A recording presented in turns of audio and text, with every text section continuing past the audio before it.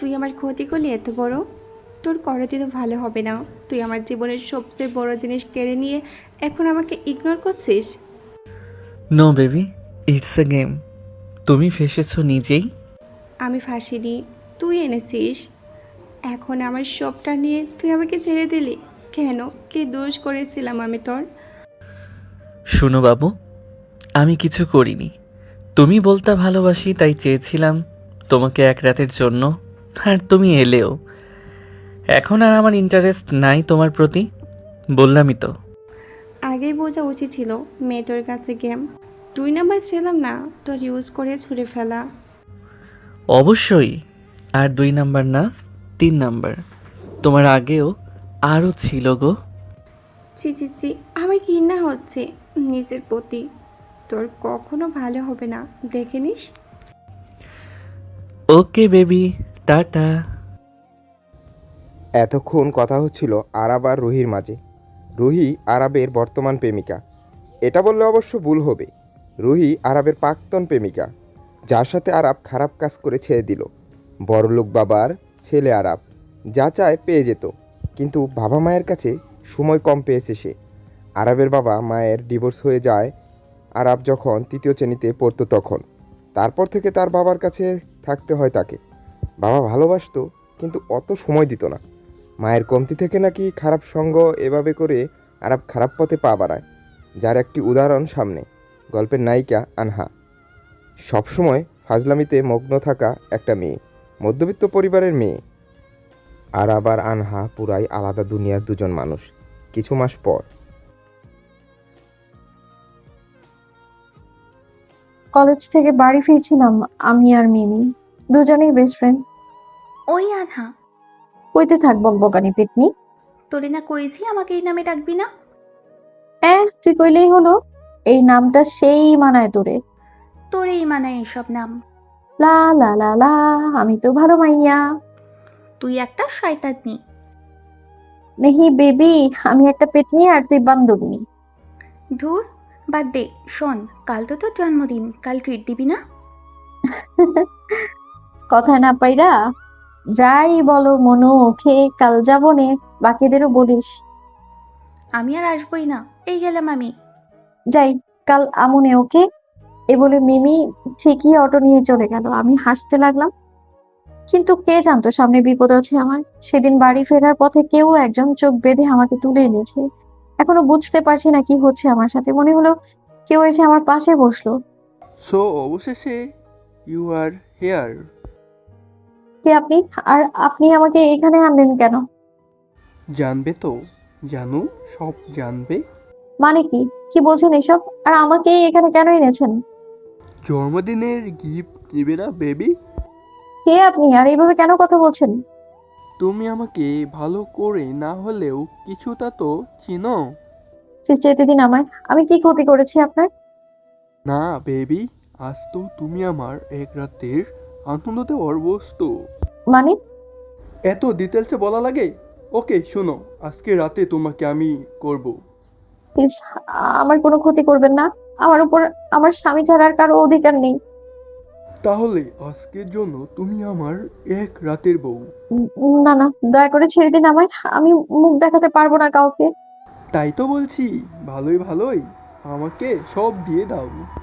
অসম্ভব, আমি কখনোই দিব না। ছাড়ুন আমায়। আমি আমি জোর করা শুরু করলাম। লোকটা আমার হাত ধরে ফেললো, আমি কেঁদে ফেললাম। কেঁদে লাভ নাই জান, আমি গলবো না। অনেক কথা হলো, এখন কাজে আসা যাক। আজ রাতটা তুমি আর আমি আদিম খেলায় মেতে উঠবো। প্লিজ। নো প্লিজ বেবি, কাছে আসো। লোকটা আনহাকে টান দিল, আনহাকে বিছানা জাতীয় কোথাও ফেললো। আনহার চোখ এখনো বাঁধা। লোকটা আনহার আরও কাছে আসতে লাগলো। আনহা তাকে ধাক্কা দিল।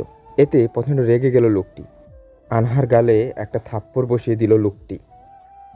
রাগ উঠাবি না, চুপচাপ থাক। তোকে তো আজ আমি নিজের করবই। দয়া করে ছেড়ে দিন। আমিও তো কারো বোন, একদিন কারো মা হব। হা হা, এইসব কথায় আসে যায় না। লোকটার লালসা আমার প্রতি আমি আটকাতে পারলাম না। লোকটা আমার হাত বেঁধে রেখেছিল, তবুও নিজেকে বাঁচানোর চেষ্টা করতে লাগলাম আমি, কিন্তু পেরে উঠলাম না।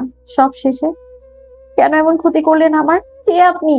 অনেক জানার ইচ্ছা, এই দেখ। চোখ থেকে কাপড় সরিয়ে নিতেই দেখলাম সামনে আরাব। আমি আরাবকে চিনি, সে আমার প্রেমিক না। অন্যভাবে আমি চিনি তাকে। তা না হয়ে সামনেই জানবেন। গল্পে আসা যাক। মিস্টার আরাব, ইয়া বেবি, আমি। আমি আপনার বেবি না। আর কেন করলেন এমন? কি করেছি আমি আপনার? কেন এমন কারণ তোকে আপন করার একটা ইচ্ছে ছিল আমার, করে নিলাম। বিয়ে করতেন আমাকে? এইভাবে কেন?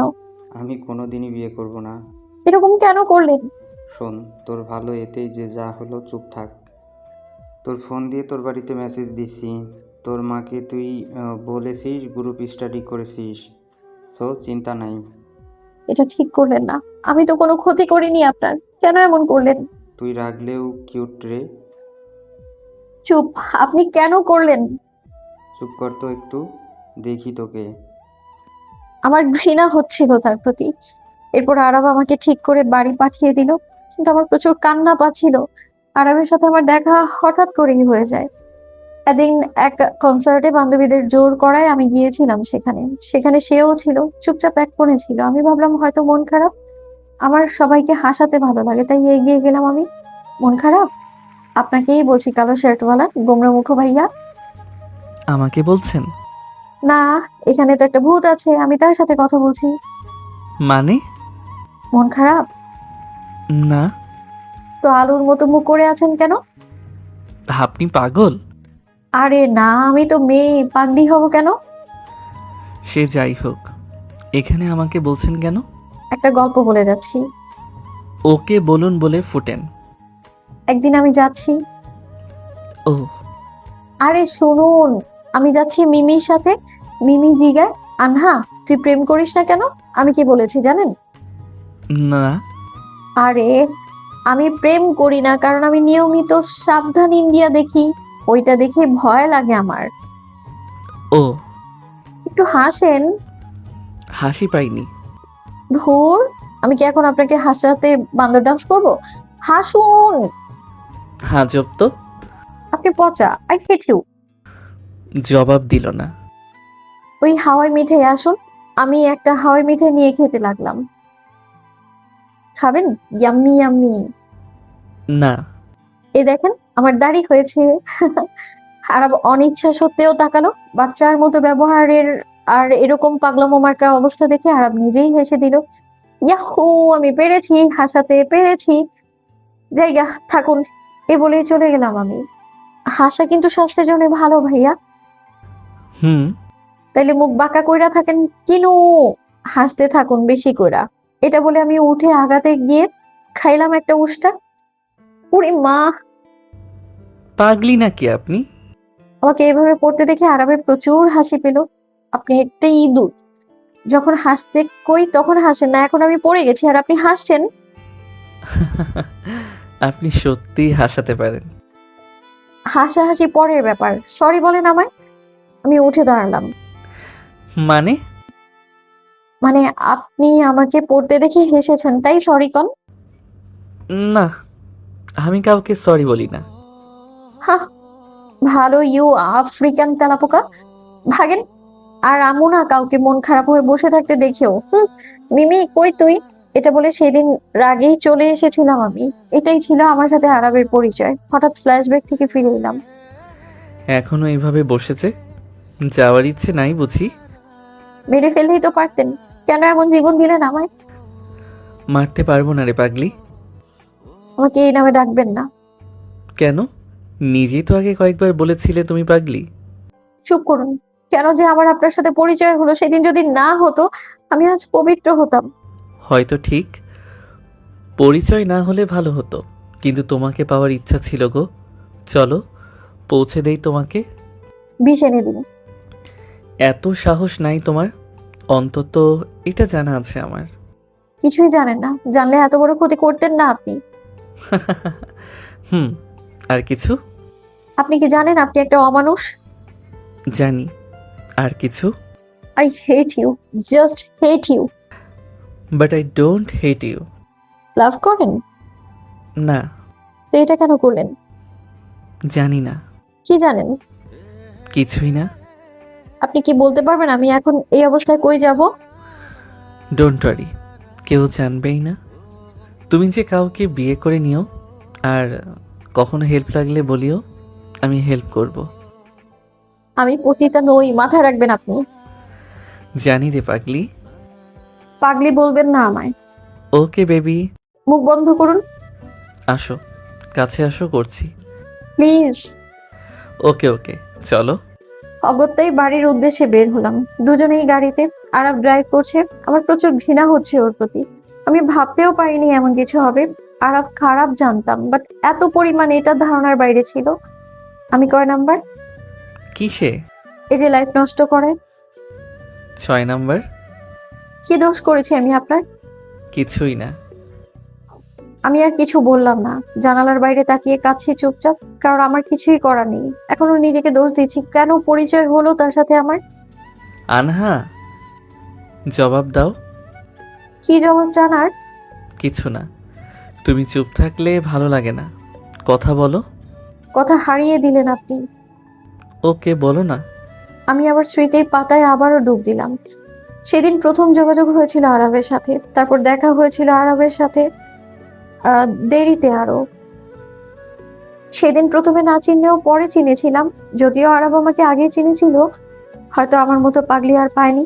দেখা হয়েছিল এক পশলা বৃষ্টিতে। আমি ভিজছিলাম নির্জন রাস্তায়। আজকের মতোই আমার মতো ছিল বৃষ্টি, সব ধুয়ে দেয় কষ্ট।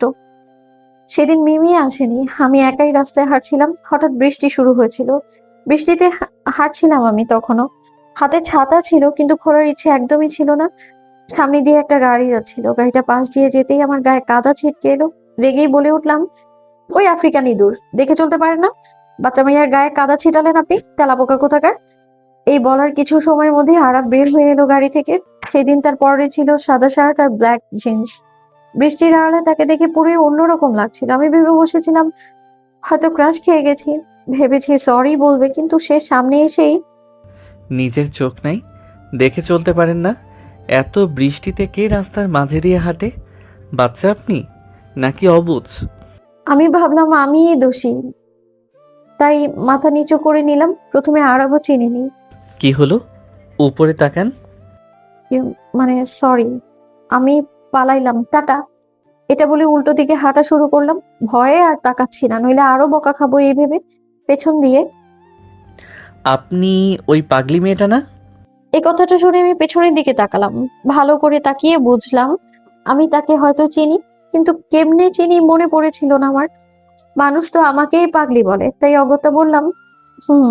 হুম, বুঝেছি। কনসার্টে যেমন পাগলামি করলেন তাতেই বুঝে গেছিলাম আপনি পাগলি। আজ যেভাবে হাঁটছিলেন বুঝেছি আপনি পুরাই মাথা খারাপ মাইয়া। হোয়াট ইজ মাথা খারাপ মাইয়া? মুই ভালো মাইয়া। এই ধরনের ভাষা ভালো লাগে না, ভালো করে কথা বলুন। নো, আই উইল কমু এইভাবেই। চুপচাপ ভালো করে কথা বলুন। কথা বললে ভালো করে বলুন, নইলে যান। ওকে, আই উইল। চলে যাচ্ছি। পা বাড়ালাম, মনে হলো কে যেন হাত ধরেছে আমার। পেছনে তাকিয়ে দেখি আরাম। এমাগো ছাড়েন, মোর ব্যথা লাগে। ভালো করে বলুন। ওকে ছাড়েন ভাইয়া আমার হাত। আরাম হাত ছেড়ে দিল। উরি মা, ব্যথা রে। কি খান, এত শক্তি কেমনে আপনার? ভিলেন মার্কা হাসি ছাড়েন, ইউ গন্ডার। কি? না মানে মুই কিছু কই নাই। যাই, বাড়িতে আমার 4-5টা বাচ্চা আছে। ওরা মনে হয় মা মা করতেছে। ওরে আমার টেপা টিপি টুপু টাপা টোপা। আমি আইতাছি রে। এই বলে আমি এক দৌড় দিলাম। আর কিছু বলার ভাষাই পাচ্ছিল না। আমার এই ধরনের কথা শোনার পর কিছু সময় নির্বাক তাকিয়েছিল। সেদিন বাড়ি ফিরে ঠিক করে নিয়েছিলাম আর কোনোদিনও রাস্তায় কাউকে এভাবে গালি দিব না, নইলে কপালে দুঃখ আছে। হঠাৎ বাইরে মেঘের গুড়গুড় আওয়াজ হলো। ঘোর ভেঙে গেল। আজও বৃষ্টি হচ্ছে। কেন যেন আমার এই বৃষ্টিকেও ঘৃণা লাগছে। আরবের দিকে তাকাতেই। কি বৃষ্টি ভিজবা? নাকি প্রথম বৃষ্টিতে ভিজার কথা মনে পড়লো? সেটাও আমার ভাগ্যেরই দোষ হয়তো। হা, সেটাও ঠিক। আমার সাথে দেখা হওয়া তো দোষী। অবশ্যই। গান শুনবা? না। আমি শুনবো। আরব গান ছেড়ে দিল। না বলা কিছু কথা থাকা জানা। কবিতার ভাষায় হোক, আনাবো না। আমি বন্ধ করে দিলাম। আরব আবার অন করে দিল। আমি আর কিছু বললাম না। আরব আমাকে শহর থেকে কিছুটা দূরে এনেছিল, তাই যেতে সময় লাগছিল। আমার আবার কান্না পেতে লাগলো সবটা ভেবে। প্রবলেম কি আপনার? কি প্রবলেম আবার? গান শুনবো না আমি। তো আমার কি আমি শুনবো? আমাকে এখানে নামিয়ে দিন, একা চলে যাব আমি। জায়গাটা নিরাপদ না। আর কি হারাবো? আর কে কথা বলছে যে নিজেই আমার? আর বলতে পারলাম না আমি। যাই হোক, আমি দিব না অন্য কাউকে তোমার কিছু নিতে। এক অধিকার আমি খাটিয়েছি, এবার সামনে না হয় তোমার স্বামী। চুপ, একদম চুপ। আজকাল পাগলি মেয়েটা দেখি রাগও করে। প্লিজ। আরব গাড়ি থামিয়ে দিল। আমায় কাঁদতে দেখে ওর খারাপ লাগলো। থামালেন কেন? কান্না থামাও। আমার কি এবার কাঁদারও অধিকার নেই? আছে, কিন্তু আমার সামনে না। আমি কাঁদবো, এ বলে জোরে জোরে কাঁদতে লাগলাম। এক মুহূর্তে আরব গাড়ি থেকে বের হয়ে গেল। এবার আমার পাশে এসে আমাকে গাড়ি থেকে বের করলো। আমি কিছু বুঝতে পারছিলাম না। গাড়ির বাইরে এসেও আমি কাঁদছি। এবার আরব আমার মুখ চেপে ধরলো, আরেক হাত দিয়ে আমার হাত দুটো পেছনে নিয়ে গেল। আমি কিছু বলতে পারছি না তাকে। শোনো আনহা, আমি জানি না কেন এমন করলাম। আমি নিজেও বুঝছি না কেন যেন তোমাকে পাওয়ার চিন্তা উঠে গেল। তোমাকে মিস করতে লেগেছিলাম, তাই একবারের জন্য তোমাকে কাছে টেনে নিলাম। আর ডোন্ট ওয়ারি, আমি কোনোদিন বিয়েই করব না। আমার সামনে কেঁদো না, আমি সহ্য করতে পারছি না। মাথায় পেইন উঠে যাচ্ছে তোমার কান্না শুনে। তো আমাকে বিয়ে করেন, সবই তো নিয়ে নিলেন আমার। নো বেবি, আমি কাউকে বিয়ে করব না, কোনো দিন না। Not even you. তো মেরে ফেলুন আমায়।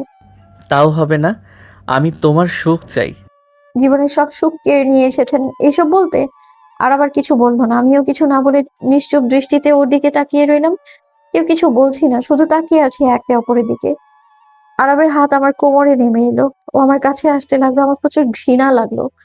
সেই সময় হাত পা বাঁধা ছিল বলে কিছু করতে পারিনি। এখন খোলা থাকায় আরবকে ধাক্কা দিলাম। আরব কিছুটা দূরে গেল, কিন্তু আর কিছু বললো না। আরব গাড়িতে উঠে পড়লো। বাকি রাস্তা দুজনেই নিশ্চুপ ছিলাম। আমি ভাবছিলাম বাড়ির বাকিদের কিভাবে বলবো বিষয়টা। ঠিক করে নিলাম কাউকে কিছু বলতে পারবো না, কারণ মানুষ সব সময়ের মতো মেয়েদেরই বলবে দোষ। আর এমনিতেও আরব ক্ষমতাবান, কিছুই হবে না তার। বাড়ির কাছে আসতেই, বাকি পথ তোমার, কখনো টাকা বা হেল্প লাগলে বলো। আপনার কেনা পতিতা নই আমি যে আপনার টাকা নিব। এটা বলে বাড়ি এলাম। বাড়ি যেতেই হঠাৎ মিমির মা কিভাবে অসুস্থ হলো? মানে আম্মু হঠাৎ করে কি থেকে কি, আমি জানতাম না বিষয়, তাও বুঝলাম আরব মেসেজ কি দিয়েছে। এখন কেমন আছে? ভালো আছে। খাইছিস? হুম। যদিও খাইনি, কারণ ক্ষুধা জিনিসটা কি এটা এখন আমার মাথায় কাজ করছে না। যা, এত ভিজে গেছিস, কাপড় পাল্টা। হুম, যাচ্ছি। আমি ঘরে যাচ্ছিলাম, আম্মু পেছন দিকে ডাক দিল। আনহা, হুম। কিছু হয়েছে? না আম্মু, কেন? মিথ্যে বললাম আম্মুকে। চেহারা দেখে মনে হলো। রাতে জেগেছি তাই হয়তো। আচ্ছা, তাই মনে হয়। যা, ঘরে যা। আমি ঘরে যেতে দরজা লাগিয়ে দিলাম। নিজেকে বড্ড অপবিত্র লাগছিল আমার। গোসলে ঢুকলাম। আমি অনেক সময় ধরে গোসল করেও নিজের প্রতি ঘৃণা হচ্ছিল আমার। কিছু বুঝতে পারছিলাম না কি করব। কিছু না ভেবেই শুয়ে পড়লাম। কিছু সময় যেতেই ঘুমের মাঝে ডুবে পড়লাম। ওইদিকে আরবের নিজের উপর প্রচন্ড রাগ হচ্ছিল। ওর ঘরের অনেক জিনিস ভাঙলো, কারণ ও চায়নি এমনটা করতে। হঠাৎ কেন এমন করলো ও নিজেও জানে না। ও ভাবতে লাগলো আনহা আর ওর কথা। সেদিনের পর আরো কয়েকবার আনহা আর আরবের দেখা হয়েছিল। একবার পহেলা বৈশাখে আনহার পরনে ছিল শাড়ি। সেদিন যদিও আরব ওর এক গার্লফ্রেন্ডের সাথে ঘুরতে গিয়েছিল, কিন্তু কোনো এক কারণে তার গার্লফ্রেন্ডকে বাড়ি ফিরে যেতে হয়। ওইদিন মজার চলে আনহার এক বান্ধবী তার গালে লাল আবির মাখিয়ে দেয়। আনহাও রেগে গিয়ে তার বান্ধবীকে রং মাখাতে গিয়ে পেছনে দৌড় দেয়। এক পর্যায়ে সব রং গিয়ে পড়ে আরবের মুখে আর গায়ে। আরব রাগী লুকে তাকায়। আনহাকে ও দেখে চিনে ফেললো। ওই ফাজিল মেয়েটা সেই। আমি রাগী লোক দেখেও চিনলাম না ভালো করে। কিছু সময় চোখের দিকে তাকিয়ে বুঝে গেলাম যে এটা ওই রাগী মানুষটা। আরবের চোখ সবচেয়ে আলাদা আর মায়াবী, তাই আনহার চিনতে সমস্যা হলো না। যে মানে আমি না দেখি নাই। হোয়াট দ্য হেক! না মানে ভুল হয়েছে, আম সরি। এত কেয়ারলেস আবারও! আমার মুখের অবস্থা কি করছেন এটা আপনি? কি করছি, এমন সুন্দরী তো লাগছে। এমনিতেও আপনি রাগলে লাল হন, আমিও লাল করে দিয়েছি। আন্দাজেই এসব বলে নিজের জিহ্বায় কামড় দিলাম, কারণ আমার মাথায় এসে গেছে যে আমি উল্টাপাল্টা বলছি। কি বললেন? না মানে আমি কিছু বলিনি, অন্য কেউ বলেছে। কারণ আমি মুছে দিচ্ছি। হাত দিয়ে মুছে দিতে গেলাম, কিন্তু ভুলেই গিয়েছিলাম আমার হাতে আরো রং আছে। তাই ভুলের বশে আরো বেশি রং আরাবের গায়ে ভরে গেল। আরাব বুঝেছে বিষয়টা, তাই সে আমার হাত ধরে নিল। আমার ভয় বেড়ে গেল। লাগবে না মুছতে, আমি দেখাচ্ছি কিভাবে মুছতে হয়। মানে আরাব আমার দিকে এগোতে লাগলো। এভাবে তার আগানো দেখে আমার ভয় লাগতে লাগলো। আরাব কাছে এসে আমার হাত দিয়েই আমার মুখে আরো রং লাগিয়ে দিল। এবার মুছুন, টেপাটেপির মা। এটা বলে আরাব ওখান থেকে চলে গেল। আর বাকিরা হাসতে লাগলো এটা দেখে। সবগুলোকে পিটিয়ে সেদিনের মতো বিষয়টা মিটিয়ে গিয়েছিল। এভাবে আরো কয়েকবার দেখা হয়েছিল, যদিও প্রত্যেকবার এভাবেই রাগারাগি করতো। এভাবেই কেমন করে যেন আরাব আনহার মায়ায় জড়িয়ে যায়। স্মৃতিগুলো ভেদ করে আরবের চোখের সামনে আনহার কান্না করা মুখটা ভেসে উঠছে। কেন যেন নিজের অজান্তে আরবের চোখ দিয়েও কিছুটা জল পড়লো। আরাব বাবা, তোমার আব্বু তোমাকে খেতে ডাকছে। আরাব বের হয়ে গিয়ে টেবিলে বসলো। দুজন দুজনের মতো করে খেতে লাগলো। এটা নতুন না, একই বাড়ির নিচে থেকেও দুজন কেন যেন অনেক অজানা। কেউ কারোর সাথে প্রয়োজন ছাড়া কথা বলে না। খাবার শেষে যে যার রুমে চলে গেল। আরবের কেন যেন ঘুম আসছিল না। সে তার এক নাম্বার দিয়ে আনহাকে ফোন দিল। যদিও আনহা জানে না আরবের নাম্বার। আনহার সব খোঁজ আরব বের করেছে কিন্তু আনহা আরব সম্পর্কে বেশি কিছুই জানে না। ঘুমাচ্ছিলাম সে সময় কল ধরে। হ্যালো, আসসালামু আলাইকুম। হ্যালো, কথা বলেন, নইলে রাখুন। আরব ফোনটা কেটে দিল। আমি বিশেষ কোনো গুরুত্ব দিলাম না।